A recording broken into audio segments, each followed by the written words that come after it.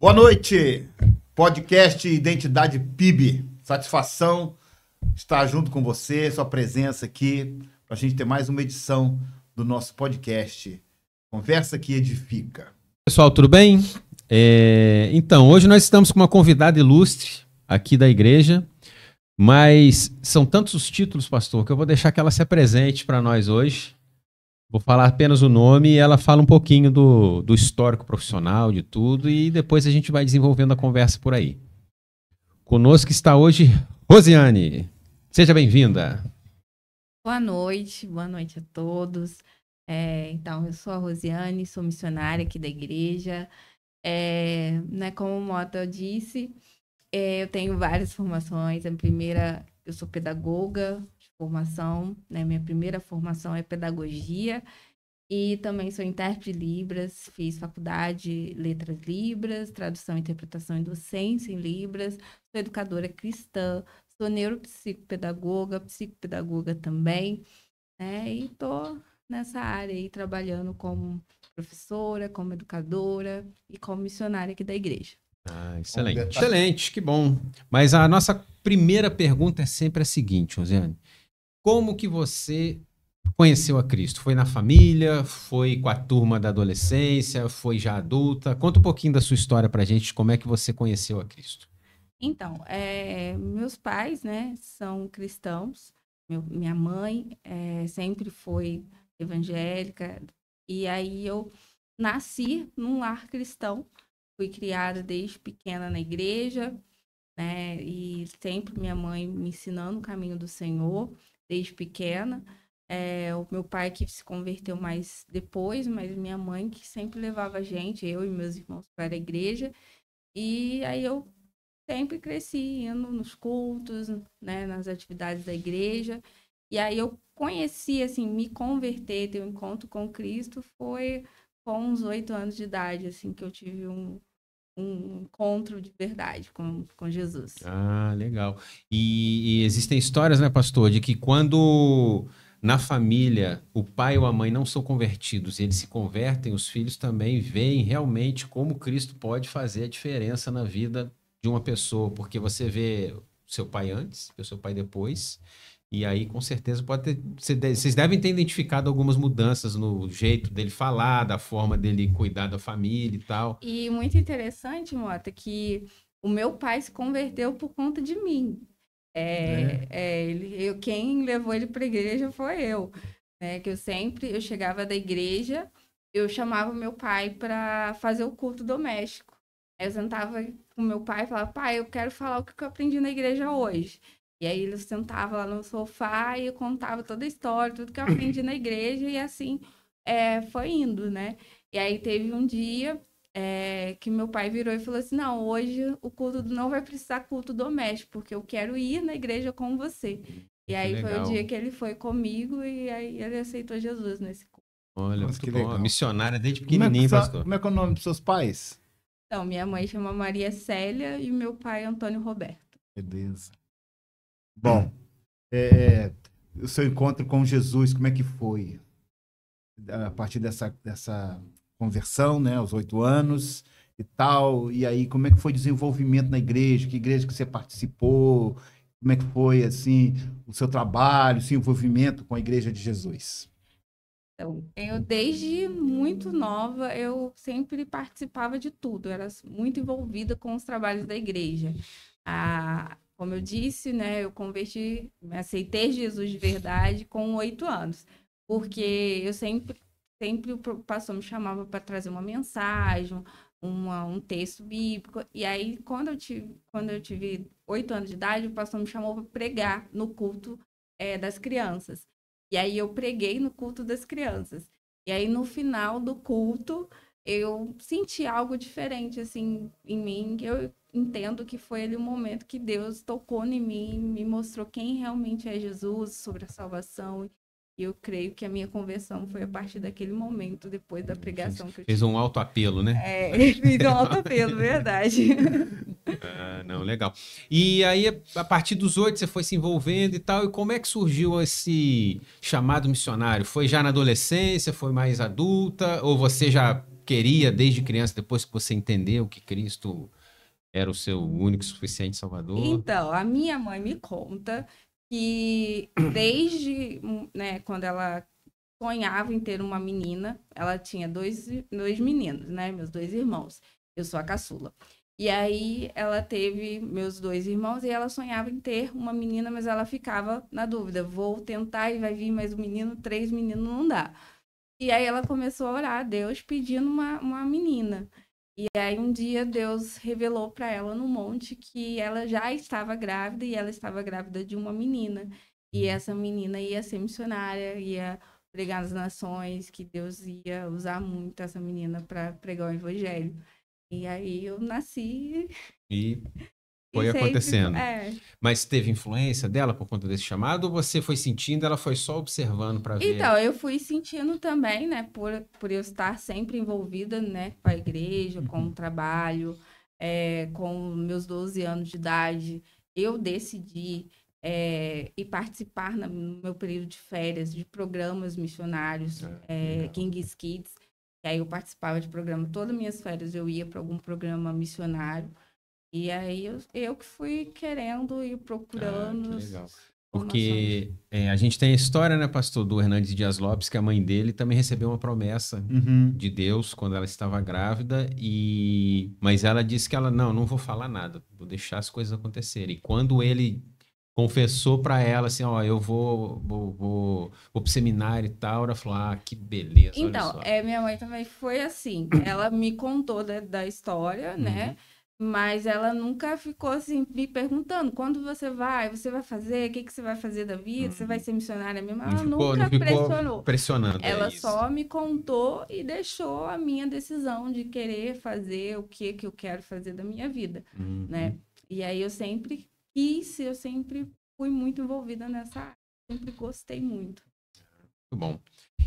Mas conta pra gente, você ia enquanto criança e depois que ficou mais jovem, eu sei que você já é missionário há um tempão, né? Você já foi pra Rondônia, é Rondônia? Agora, Afuá, né? Afuá, Pará, no no Pará e Pará. tal. Então, conta pra gente como é que foi essa experiência, como é que foi o processo de você chegar e depois ter o chamado pra você ir pra Afuá, porque você é de Volta Redonda, né? radical, né? É. Conta Então, pra gente. eu sempre participava de programas King's Kids, que é um programa da Jocum. Então, e a igreja onde eu fazia parte na minha infância, que é a igreja congregacional, ela recebia sempre missionários da Jocum e tinha missionários da igreja, membros da igreja que eram missionários da Jocum. E aí eu conhecia a Jocum e eu sempre estava lá envolvendo, né, em trabalhos da Jocum. E aí, quando eu terminei meu ensino médio, eu decidi ir para a Jocum, que era a única agência missionária que eu conhecia naquele momento. Então, aí eu falei assim, eu vou. Aí eu fiz a ETED, que é a escola de treinamento para ser missionário. Aí eu fiquei 2 anos na Jocum, voltei para casa. E aí decidi continuar na Jocum. Aí voltei para a Jocum, fiz outras escolas e fui sendo missionária ali.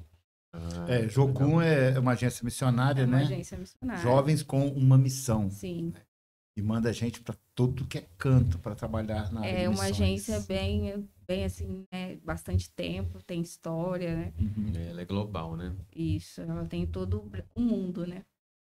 E como é que foi participar do Radical da Junta de Missões Nacionais? Então, aí depois Conta pra gente, lugar, chamada, essas coisas todas. É interessante. Então, depois que eu saí, eu fiquei 7 anos na Jocum.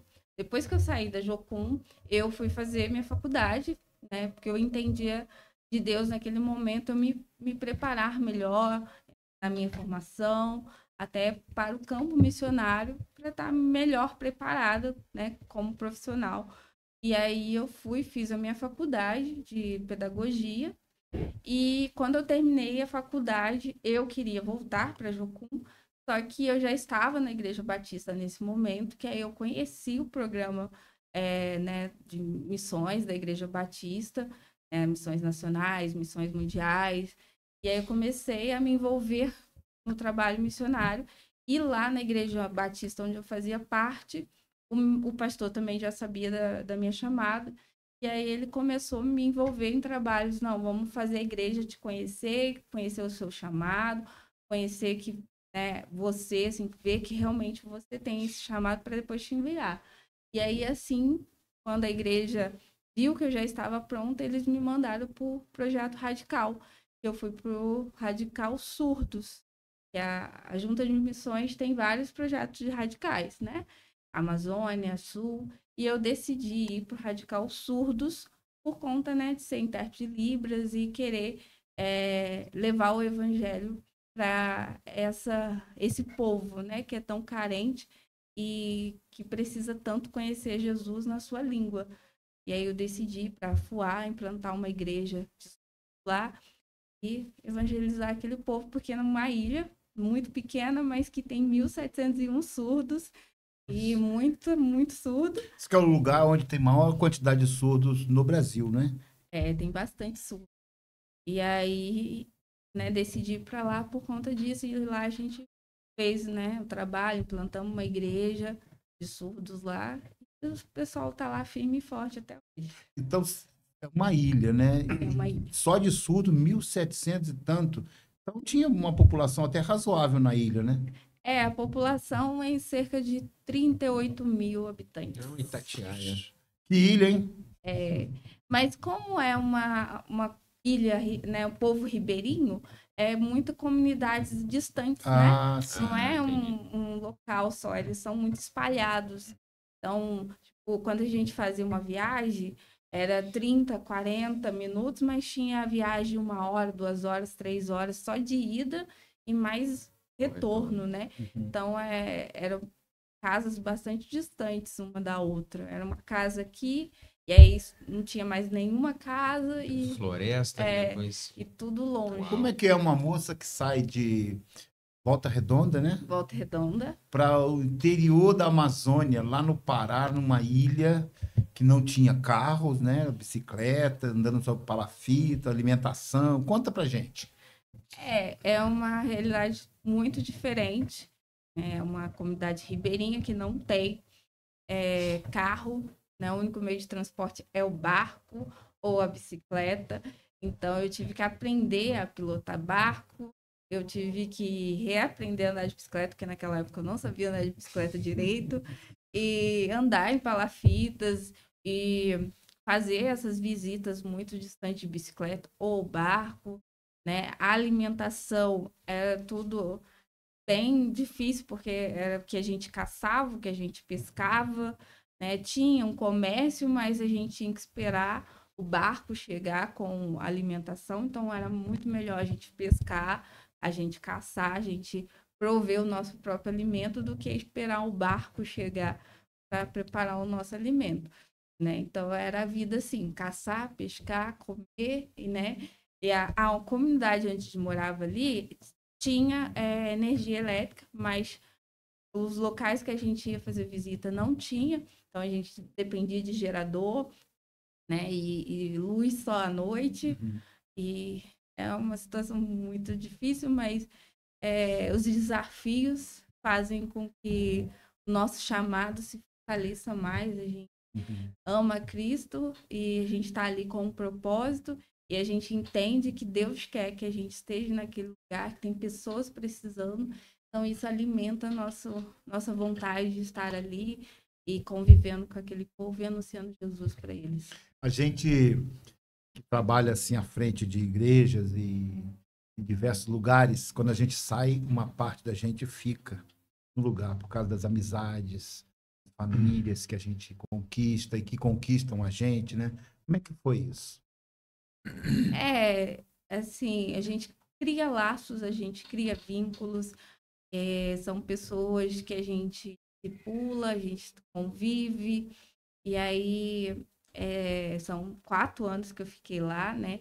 Então a gente acaba ficando bem ligado àquele povo, ainda tenho contato com bastante gente de lá, mas principalmente eu amo criança, então as crianças no dia que eu vim embora, as crianças foram no porto, tia, me leva na mala, eu quero ir também. E ainda mais que tinha uma criança específica assim, eu lembro que eu ajudei muito ela, por conta que Afuá é uma das ilhas do Marajó. E muita gente sabe que a ilha do Marajó tem prostituição infantil, tem essa área. E essa menina, ela, né, a mãe mandava, então eu falei, e aí né, ela parou de ir para lá. Então, quando eu vim embora, ela falou assim: tia, me leva com você, senão eu vou voltar a ir para os barcos. E aí aquilo cortou meu coração. Eu sabia que eu, né, não podia fazer nada.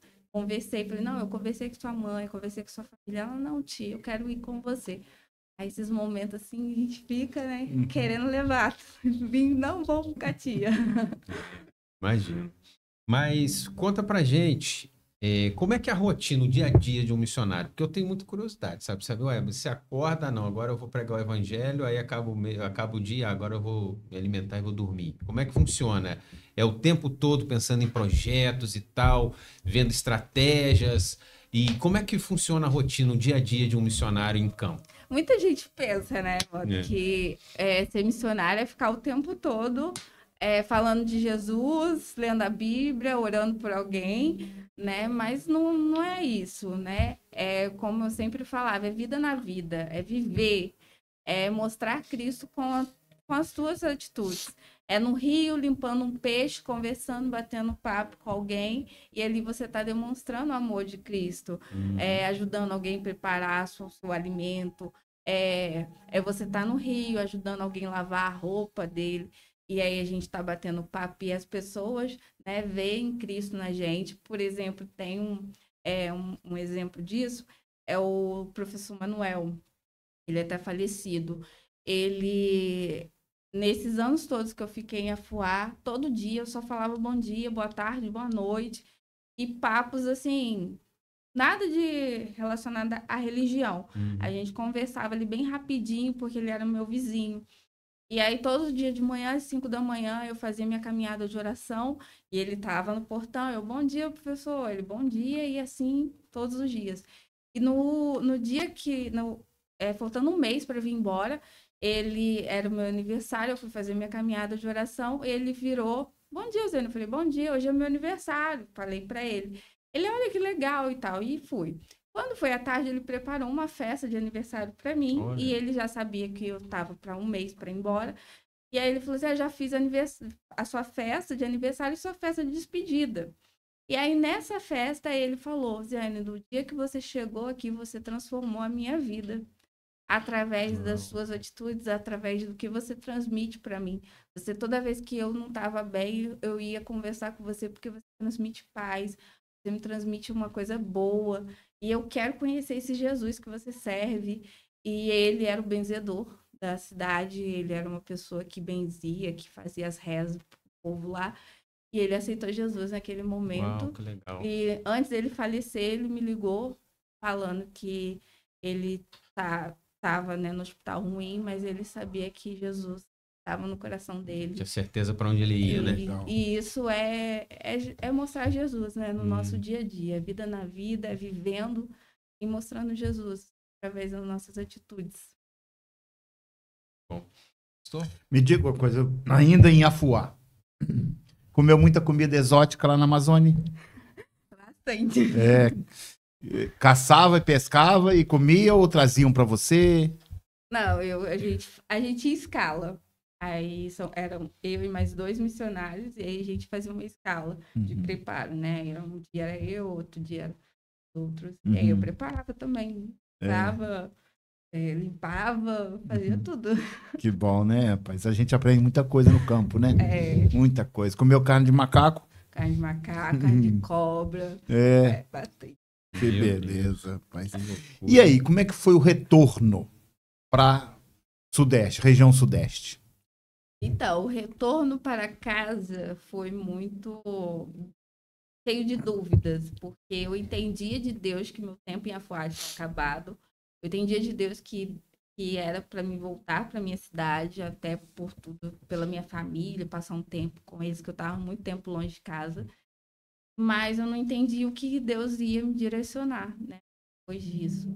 E aí eu ficava orando a Deus, perguntando para Deus o que ele queria de mim. E foi um período, assim, de silêncio de Deus. Deus não me falou nada que ele queria. E foi um período assim. Mas depois ele foi, né, direcionando as coisas. Vir para cá. Ah, não, legal. É porque dizem que depois que a gente sai de casa a primeira vez, quando a gente volta, nunca mais é a mesma coisa, né? Porque aí você já aprendeu a viver, você cria os seus hábitos, as suas coisas, e depois voltar para casa dos pais, ou então voltar para o seu cantinho, assim, e depois de uma rotina dessa, cheia de coisa, ter que caçar, agora não caçava mais, é pro mercado, né? Tomar banho de chuveiro, não tomar banho no rio, tomar banho com água limpa, né? Que não é aquela água barrenta do rio, né? Voltar para casa, meus pais não estavam mais em Volta Redonda, eles já estavam em outra cidade. Então, eu não sabia se eu ia morar com meus pais em Angra dos Reis ou se eu ia ficar em Volta Redonda, na casa de parente, que eu fiquei na casa do Mati, em Volta Redonda. Mas eu tava tudo nessa, assim, no novo, assim, o que eu vou fazer da minha vida agora, né? Legal. E aí voltou, não teve mais o vínculo com a junta, foi trabalhar na sua profissão de formação, ou você continuou ainda fazendo algumas coisas e foi andando em paralelo? Não, eu saí da junta de missões e fui trabalhar na igreja. Aí a igreja, que era, né, minha igreja que sustentava, me chamou para trabalhar, que eles tinham congregação em São José do Turvo, e aí eu fui dar apoio para eles lá nessa congregação. E aí, ao mesmo tempo, também arrumei um emprego na minha área como pedagoga, e aí eu trabalhava na igreja e também dava aula. Ah, então. E ontem eu vi, pastor, ela estava conversando com a Elaine, que ela já tem esse bando de formação que ela falou aí. E ela quer estudar mais. Da onde que veio isso? Fala pra mim, é curiosidade, é desejo, é preparação para poder ter outras estratégias para proclamar o evangelho onde for? Como é que é isso? Conta pra gente. Tudo isso que você falou, né? Eu amo estudar, eu amo conhecimento, eu gosto de estudar. E também para me preparar melhor, eu acredito muito na inclusão, eu acredito muito nessa oportunidade de fazer todos terem acesso, e eu gosto muito disso, por isso eu caminho nessa área de inclusão, de aprender sobre como Libras. Agora eu estou fazendo pós-graduação em alfabetização de cegos, então estou fazendo curso de Braille. Já tem um mês que eu estou fazendo curso de Braille, que é bem diferente. Comprei uma máquina até de Braille, estou aprendendo Braille. Então, porque eu acredito nisso, né? Que todo mundo tem que ter direitos garantidos e tem que ter acesso. E também acaba levando para o reino de Deus, né? De levar Jesus para também todos, né? Que a igreja como um todo, né? Ela tem agora olhado mais para essas deficiências, né? Tem o intérprete de Libras em muitos momentos. Estão olhando também para a questão das crianças com autismo, com síndrome de Down, com essas outras alterações genéticas que as pessoas nascem, né? As neurodivergências, autista. Agora, eu nunca vi surgir tanto autista como tem. A gente tem até um quase aqui fechado diagnóstico dentro da sala, sabe, pastor? Sim. Que ele veio falar para mim um dia desse. E é legal, né, esse conhecimento para poder criar as alternativas e ver como é que funciona, como é que a gente faz o evangelho chegar ao teu coração deles, porque você olhando de fora, você fala, não, de repente ele já está salvo por conta da situação dele, mas muitas vezes não, eles têm que ter oportunidade de conhecer também, né? Sim, até os surdos, né? A Bíblia está escrita em português, português é a segunda língua deles, então eles têm que ter acesso a língua dele, que é a Libras. Ter um intérprete de Libras, ter uma pessoa ali para auxiliar é muito importante. E eu estava assistindo esse final de semana com a Esther, uma banda que a gente escuta muito, uma banda, se eu não me engano, canadense, cristã. Eles lançaram um clipe de uma música nova no início de outubro, e agora no final de outubro eles lançaram a música em Libras. Olha que legal. Um monte de jovem cantando a música, só que na verdade não é Libras, né? É americano, né? A ACL. Isso, exatamente. É a American Sign Language, né, que eles dizem. Mas muito legal. E os jovens cantando e fazendo. Na verdade, a música toca, eles não falam um minuto, mas eles ficam só. E dá desespero, pastor. É Porque mesmo? eu tenho um pouquinho de conhecimento, eu vejo que tá falando, mas eles fazem 3, 4 sinais ali. Eu falei, meu Deus. É igual o muito culto rápido. em Libras, né? O culto em Libras também, se você for numa igreja que tenha culto em Libras, é todo culto, louvor, tudo em Libras. Então, quem não sabe, fica voando ali. Eu vi entrevista de um rapaz que gosta muito dessa parte também, esse desenvolvimento e tal. Ele disse que uma vez ele deu um desafio para a igreja que ele era membro, que ao invés do intérprete interpretar o que o pastor estava falando, eles chamaram uma pessoa surda para pregar. Uhum. E aí a pessoa falava e o intérprete falava para a igreja, para eles entenderem como é que é essa diferença. Que legal. Eu fiquei imaginando como é que não deve ter sido. E foi tudo. Vou fazer isso um dia. E Vou a fazer. gente, como batista, temos pastores batistas surdos. É. Temos o pastor Rafael, que é um pastor muito amigo meu, que ele é pastor batista. Ele fez seminário, ele passou tudo. E ele é surdo. surdo. Nasceu Olha surdo, que ele e a legal. esposa dele. Temos pastores surdos também. E isso também, o pastor tem até o testemunho, né, pastor, que o senhor falou do sobrinho neto, né? Uhum. Lá, porque o fato da igreja estar olhando, as famílias também entendem que não há um preconceito para que eles possam se chegar ao evangelho também e a igreja deixa de ter barreiras para que possamos receber todo mundo, como foi que o Cristo falou, né? Até os cegos, como agora eu estou entrando nessa área, né? De você saber identificar. Porque você tem que se auto-identificar, auto-apresentar para ele. Então, se a gente tivesse um cego aqui, a gente tinha que autodescrever. Eu sou Rosiane, morena, tô de camisa roxa, calça preta, tenho que me autodescrever, né? Orientá-lo, a forma de orientar um cego para ele se dirigir a algum lugar. Então, tem muita coisa para aprender, assim. E isso é importante, porque eu lembro uma vez que eu tava no centro do Rio e tinha um cego lá no sinal. Aí, eu acho que ele percebeu que eu tava dali e pediu ajuda. Mas eu não sabia levar o cego pro outro lado da rua. Como fazer? Ao invés de eu deixar que ele se apoiasse no meu ombro, eu que peguei ele pelo braço e fui carregando. Depois que eu fui olhar, eu falei, nossa, eu não sei, cara, como é que era. Ele deve ter rido demais de mim. Depois falou, coitado do rapaz. Igual teve uma palestra que eu fui agora e sentou um cego do meu lado. Aí ele se apresentou para mim, aí eu falei que eu tô aprendendo braille. Aí eu falei, posso te ajudar? Ele, posso. Aí eu me dá licença, eu peguei a mão dele e fui direcionando. Aqui está o palestrante, fui direcionando. Aqui está a sua plateia e fui mostrando para ele o local, né? Descrevendo o local para ele entender que estava ali acontecendo. Prestou seus olhos para ele. Né? Isso é muito importante, para eles se sentirem parte do meio, né? Porque senão ele vai ficar olhando para cá e o palestrante está aqui, né? Então, para direcionar ele, ó, o palestrante está aqui, o outro tá aqui, então pegar o braço dele para ele perceber, né? Então, isso é tudo conhecimento. E me diz, Itatiaia, como é que surgiu na sua vida? Então, Itatiaia, como surgiu, foi depois que eu saí, né, de Afuá, a igreja que sempre me apoiou em Afuá, sempre me acolheu, assim, em todos os sentidos, né? Oração, financeiramente, me apoiava sempre. Acompanhou meu trabalho ali em Afuá. Foi uma das minhas mantenedoras dessa igreja aqui em Itatiaia. E aí, quando eu retornei ao Rio, né, para casa, como eu disse anteriormente, eu estava meio sem direção, o que eu ia fazer da vida. Mas nossa vida, quando a nossa vida está nas mãos do Senhor, ele já vê o hoje, o amanhã e o futuro lá na frente, né? E ele já sabia que ele ia preparar esse lugar aqui para mim.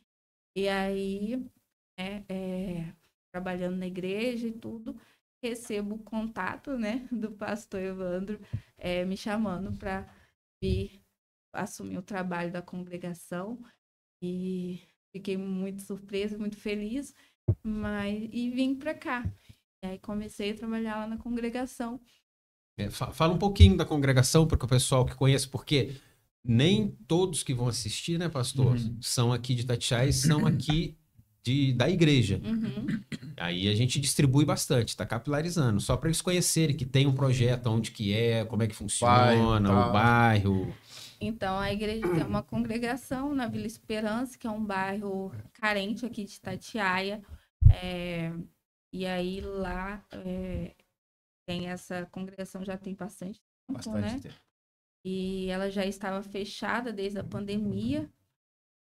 A igreja queria uma pessoa para reabrir essa igreja, congregação, um trabalho lá nessa comunidade. E aí eu vim para cá, comecei a trabalhar com crianças, adolescentes e adultos também, fazendo trabalho de reforço escolar. Eu sou pedagoga durante a semana, culto infantil aos sábados e culto nos domingos.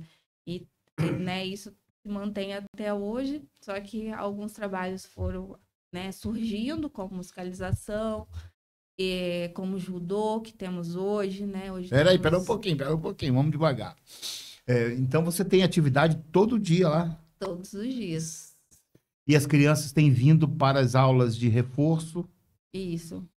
Conta pra gente aí a experiência que você teve com crianças lá que não sabiam ler, escrever, mas estavam na escola e tal. Conta aí essa transformação que houve na vida de algumas crianças. Até eu fiquei feliz semana passada, foi muito legal. A professora de uma criança lá, que ele já frequenta a congregação desde o início, a professora fez um vídeo naqueles inteligência artificial, mostrando a criança hoje e ela no futuro com a profissão que ela quer ser.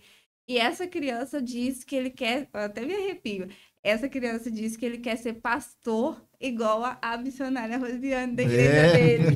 Eu achei muito bonitinho. E aí mostrou ele no futuro, assim, com a Bíblia na mão, sendo pastor. Aí ele falou que queria ser pastor por conta de mim. Achei tão bonitinho. E ele tá desde o começo e ele faz reforço, ele vai todos os dias no reforço. Eu que alfabetizei ele.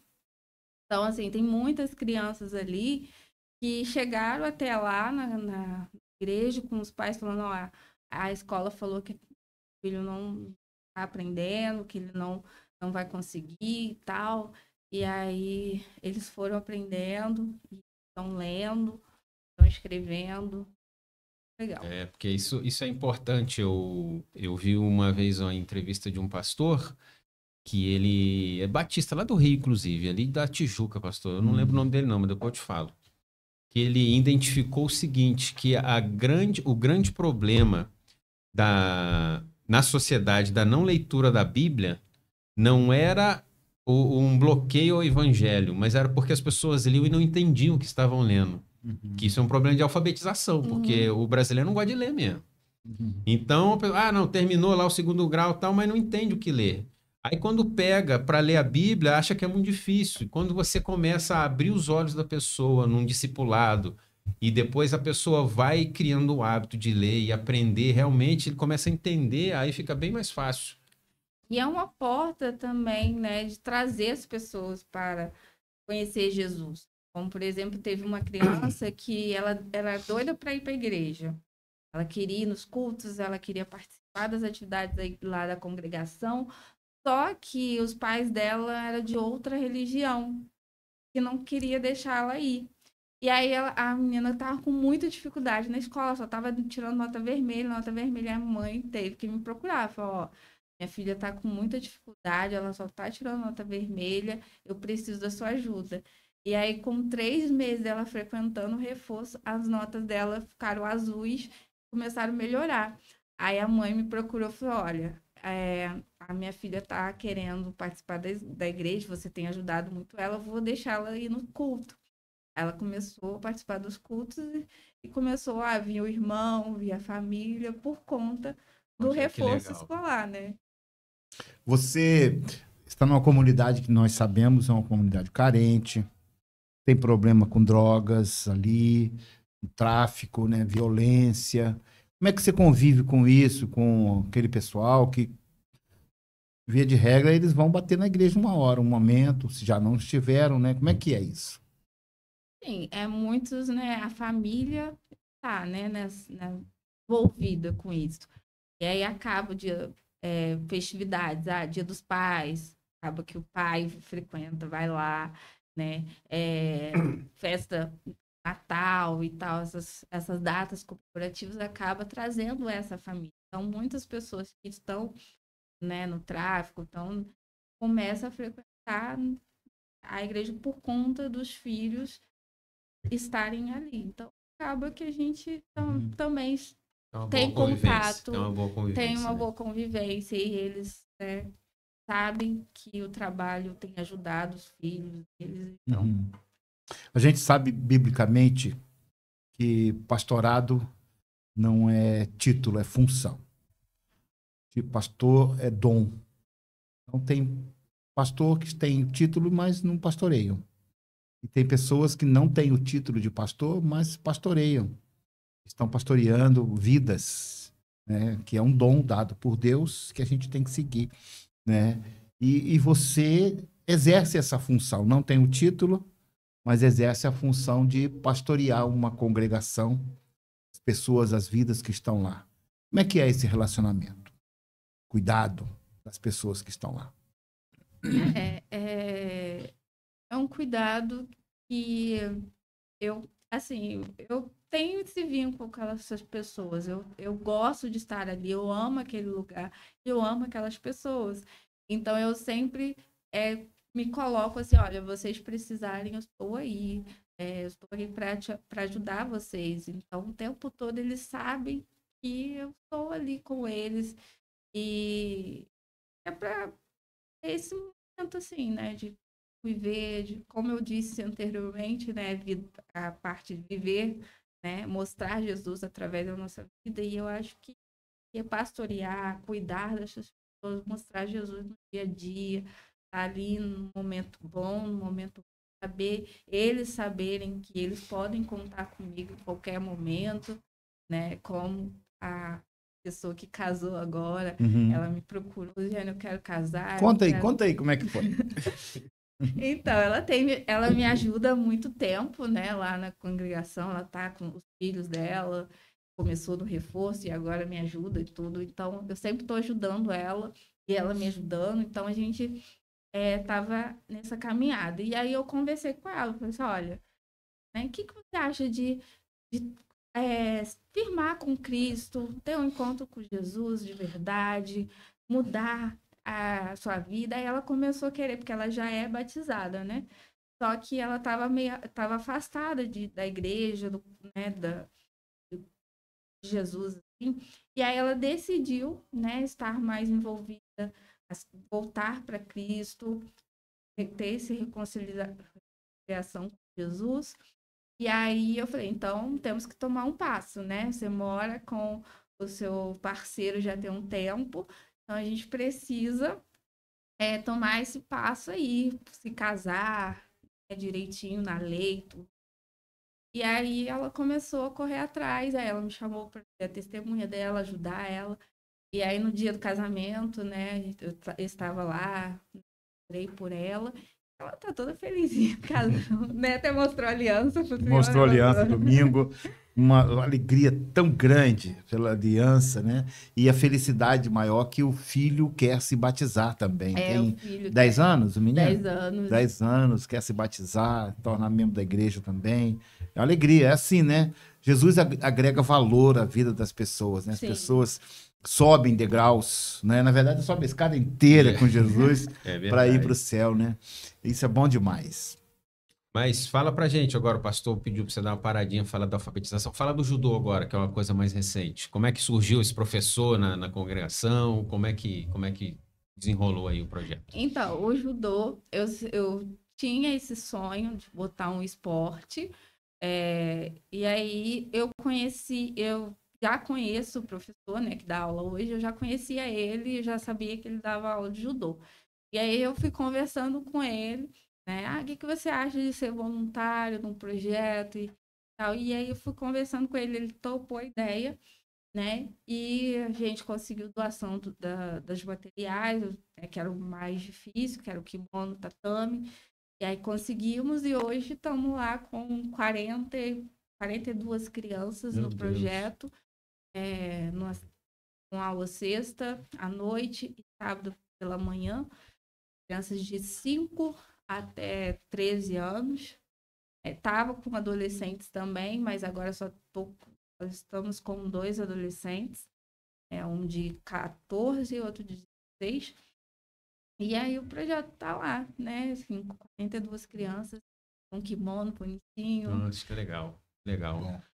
Aqui, você está no bairro Vila Esperança.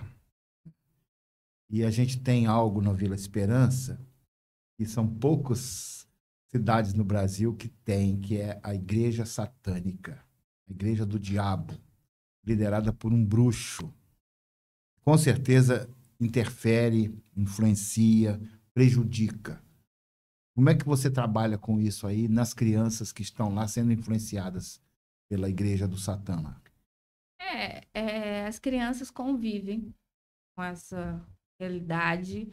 Eles, até semana passada, eles comentaram comigo, tia, eu passei lá na frente da igreja e vi certas coisas e tal. Eles contam tudo, né? E aí eles me perguntam e aí a gente trabalha com a questão de mostrar Jesus para elas, para o que é certo, o que é errado, né? E para que elas possam escolher, fazer as escolhas dela, como, por exemplo, tem atividades realizadas para vou ou não vou, né? Atividades realizadas para as crianças. Então, a gente orar pela vida delas, orar por aquela comunidade, para que aquela comunidade seja mesmo Jesus, né, do diabo, aquela... Certinho. E quando acontece essas coisas, assim, esse desafio, né, que é um desafio, você está com uma congregação, uma igreja, no mesmo lugar que tem uma igreja de Satã, né? Isso leva a gente a tomar novas atitudes, fazer assim novos planejamentos, né? Você orar mais. Isso leva a gente a estar mais perto de Deus, mais dependente de Deus, né? Ser mais agressivo no evangelizar, no falar, no amar, no mostrar Jesus. É complicado, né? Ter assim, porque eles fazem sacrifícios, né? Ao demônio, ganham dinheiro com isso. Tem pessoas de diversas cidades para ser ali manipuladas pelas doutrinas diabólicas que eles têm, né? E passam em frente à congregação. Nossa, é complicado. A gente tem esse reino espiritual que a gente tem que realmente crer que existe, né, essa batalha espiritual, e a gente precisa, como a Bíblia nos ensina, revestir mesmo da armadura de Deus e buscar a armadura de Deus para guerreando nessa parte, né? Tá o tempo todo revestido mesmo. Você conhece o bruxo? Mesmo. Eu faço uma oração para que ele se converta e para que aquela igreja do diabo no futuro seja uma igreja de Jesus Cristo. Essa é a minha oração, né? E vamos trabalhar para isso, né? Essa é a minha oração também, porque ele tem sobrinho, ele tem crianças, e até eu oro muito por isso, assim. As crianças falam, tia, eu convidei. Então, orar para que eles venham também para a congregação para conhecer Cristo, né? Certo. A gente precisa até saber o que leva uma pessoa a ser um adorador do diabo, né? A ser um promulgador das doutrinas satânicas, né? Mas o importante é a gente mostrar Jesus. É isso que é o melhor de tudo, né? Com certeza. Então, pastor, acho que é isso, né? Isso mesmo, né? Muito bom. Falou do profissional, falou da história, falou dos projetos, falou da nossa congregação que está ali, os desafios. E nós vamos orar para que o trabalho cresça cada vez mais e você fique com cada vez mais vontade de estudar mais para poder trazer mais novidade para o reino de Deus também. E obrigado por você ter vindo, ter disponibilizado esse tempo para conversar com a gente aqui, para que tem muita gente que fala, é missionária, mas não conhece. E hoje a igreja vai ter oportunidade de conhecer quem é a Rosiane realmente. Esse bando de formação, que eu não lembro mais, mas tem um monte de formação. Não é missionária, é missionário, pedagoga, neuro, tem um monte de coisa, né? E o importante é que está usando tudo isso para o reino. Né? Exatamente. Eu queria que, antes da gente encerrar, você mandasse uma mensagem às pessoas que estão assistindo, assim, sobre encorajando a vida deles a viverem com Jesus, jovens, adolescentes, casais, famílias, cristãos, gente que ama Jesus e a obra do Senhor. Então, para finalizar, a melhor coisa da nossa vida é estar no caminho do Senhor, é entregar a nossa vida para Cristo, é estar no centro da vontade de Deus. Não tem melhor coisa. Nossa vida, quando a gente está com Cristo, a nossa vida faz sentido, né? A gente entende o nosso propósito de vida, porque ninguém nasceu sem, assim, eu nasci por acaso, ou sem motivo, né? Todo mundo tem um propósito. O nosso propósito, a gente encontra o nosso propósito quando a gente está em Cristo. Eu falo porque a minha vida, todas as vezes que eu tentei sair do propósito de Deus, todas as vezes que eu tentei me desviar daquilo que Deus tinha para mim, eu sentia um vazio, eu sentia que não estava bom, estava, né, se encaixando. Então, a gente começa a ficar triste, a gente começa a entrar em crises, assim, pensando por que das coisas. Mas quando a gente encaixa nossa vida, alinha nossa vida com Cristo, e entende, não, Deus tem um propósito na minha vida, eu preciso focar naquilo que Deus tem, tudo começa a fazer sentido. Então, a melhor coisa é estar no centro da vontade de Deus. Você hoje, que está ouvindo esse podcast, está passando por momentos assim de incerteza, de dúvidas, sobre a sua vida.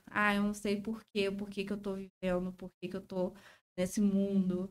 Deus tem um propósito para você, Deus tem um chamado para a tua vida. A sua vida com o propósito de Deus, você vai ver, sua vida vai tornar-se, vai ser muito feliz, vai ser completo. Isso aí. Amém. Muito obrigado. Deus te abençoe. Abençoe seu trabalho, sua vocação, sua família, seu presente e seu futuro. Queridos que nos acompanham, Deus abençoe. Olha, não esqueça de clicar aí no seu gostei ou não gostei, seu joinha aí. E também, se tem um amigo que você gostaria de abençoar, compartilha, né? E mande sugestões. Talvez você gostaria de ouvir alguém aqui no nosso podcast. Manda aí para o nosso irmão Mota, que ele vai estar ligadaço. Deus abençoe. Obrigado, equipe, Mateus, José Vitor e Marcos, que nos auxiliam aqui. Falou, gente. Obrigado, então. Boa noite e até a próxima.